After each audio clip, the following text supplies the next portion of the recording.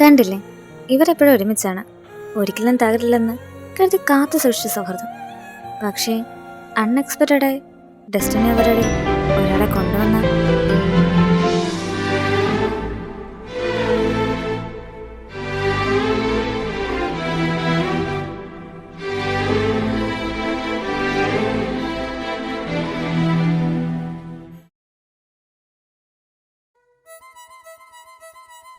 ഡെന്നി, എനിക്ക് ഇന്നറിയണം നിനക്ക് എന്നെ ഇഷ്ടമാണോ അല്ലയോ? ഞാൻ എത്ര നാളായി ഒരു പട്ടിയെ പോലെ നിന്റെ പുറകെ നടക്കുന്നു. എന്തൊരു ശല്യമായത്! നിന്നോട് എത്ര പ്രാവശ്യം കൊണ്ട് എന്റെ പുറകെ നീ നടക്കരുതെന്ന് നിനക്കൊന്ന് പോയി ചത്തോടെ, അത് പോയി തരുമോ?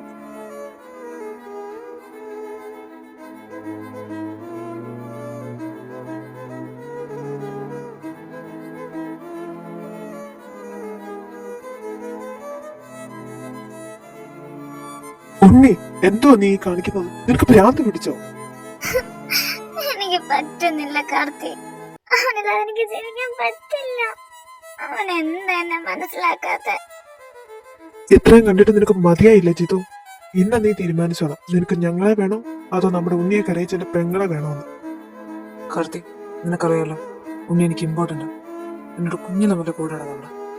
പക്ഷെ എനിക്ക് ദയ വേണ്ടെന്ന് നോക്കാൻ പറ്റില്ലടാ. ഓ, അങ്ങനെയെങ്കിൽ ഇനി നിന്റെ ലൈഫിൽ ഞങ്ങൾ വേണ്ട. ഒരു സൗഹൃദവും ഇടയ്ക്ക് വെച്ച് മുറിഞ്ഞു പോവുകയില്ല. ഒരു വഴിയിലൂടെ അല്ലെങ്കിൽ മറ്റൊരു വഴി അത് കൂടിച്ചേരുക തന്നെ ചെയ്യും. സൗഹൃദത്തിന് പ്രണയത്തെയോ പ്രണയത്തിന് സൗഹൃദത്തെയോ തോൽപ്പിക്കാൻ കഴിയില്ലെന്നല്ലേ?